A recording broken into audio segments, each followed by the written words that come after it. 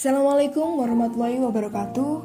Yang saya hormati Ibu Deli Noviani selaku dosen pengampuh mata kuliah Strategi Operasi kelas M.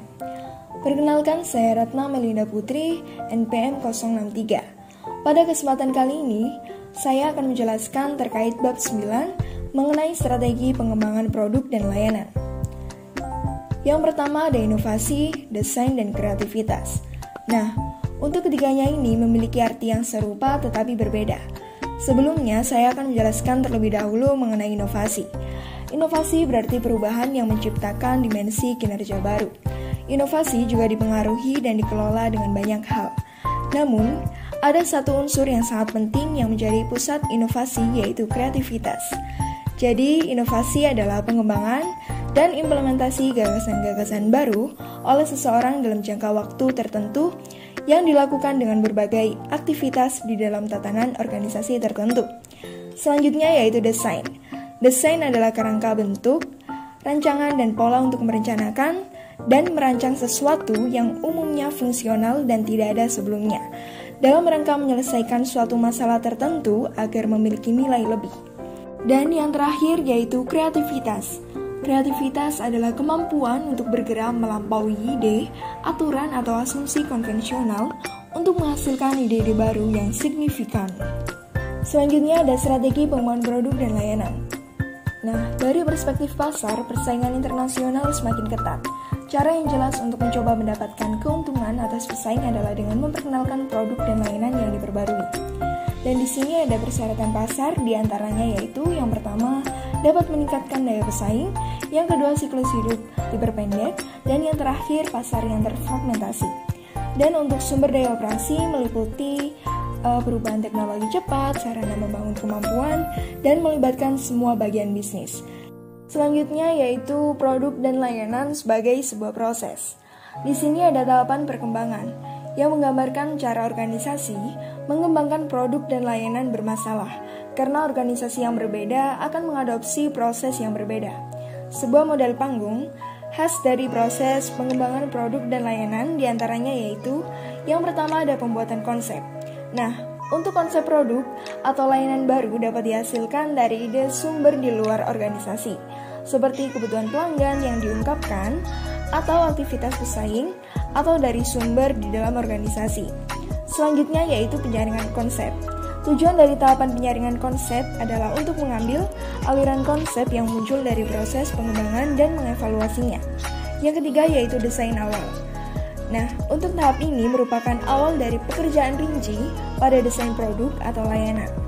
Selanjutnya ada evaluasi dan peningkatan desain. Tahap ini mengambil desain awal dan upaya untuk memperbaikinya sebelum prototipe produk atau jasa diuji di pasar. Yang kelima ada pembuatan, prototipe, dan desain. Tahap ini adalah mengubah desain yang telah diperbaiki menjadi prototipe sehingga dapat diuji. Dan yang terakhir yaitu mengembangkan proses operasi. Proses pengembangan dimaksudkan untuk merancang produk dan layanan yang akan memenuhi kebutuhan pasar. Nah, selanjutnya ada perspektif persyaratan pasar tentang pengembangan produk dan layanan.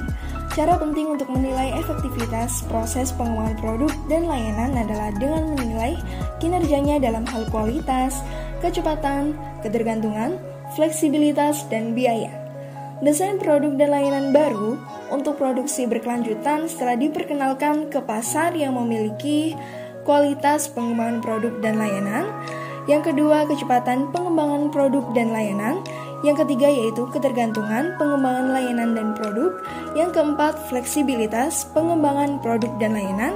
Yang kelima yaitu biaya pengembangan produk dan layanan. Dan yang terakhir ada perspektif sumber daya operasi pada pengembangan produk dan layanan yang meliputi kapasitas pengembangan produk dan layanan. Yang kedua, jaringan pengembangan produk dan layanan. Yang ketiga, pengembangan in-house dan subkontrak. Yang keempat, melibatkan pemasok dalam pengembangan. Yang kelima, melibatkan pelanggan dalam pengembangan. Yang keenam, teknologi pengembangan produk dan layanan. Yang ketujuh, teknologi manajemen pengetahuan. Dan yang terakhir, organisasi pengembangan produk dan layanan. Nah, saya mengambil contoh perusahaan yang telah melakukan proses strategi pengembangan produk dan layanan adalah PT Kereta Api Indonesia. PT Kereta Api Indonesia merupakan salah satu badan usaha milik negara yang menyediakan, mengatur, dan mengurus jasa angkutan kereta api di Indonesia. PT Kereta Api Indonesia memberikan layanan kereta api, penumpang, dan barang. Pada saat ini, transportasi kereta api terus berusaha melakukan perbaikan dengan kualitas pelayanan yang sesuai agar dapat menarik minat masyarakat untuk berpindah menggunakan layanan kereta api. Dan pada akhirnya, PT Kereta Api Indonesia mengembangkan aplikasi KAI Akses untuk meningkatkan pelayanan kepada masyarakat dan mengikuti perkembangan zaman. Nah, bisa dilihat pada gambar di samping, KAI Akses adalah aplikasi pemesanan tiket kereta api yang dikembangkan dan diterbitkan oleh PT Kereta Api Indonesia sejak 2014. Tetapi aplikasi KAI Akses ini resmi diluncurkan pada 28 September 2020. KAI Akses adalah aplikasi yang resmi dari PT KAI dan dirilis untuk memenuhi kebutuhan penumpang, baik kereta api jarak jauh, menengah, maupun lokal atau komuter. KAI sudah melakukan inovasi di bidang digital dengan menghadirkan program loyalitas RailPoint dan pembayaran menggunakan QR di KAI Akses. KAI Akses juga mampu menerima pembayaran dari seluruh penyedia layanan dompet digital. Jalur kereta api juga dikembangkan serta diperluas untuk mendukung operasi PT Kereta Api Indonesia.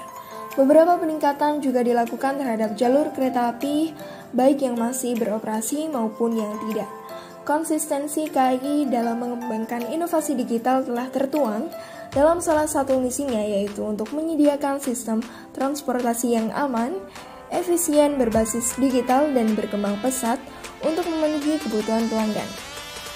Sekian itu tadi yang mungkin dapat saya sampaikan.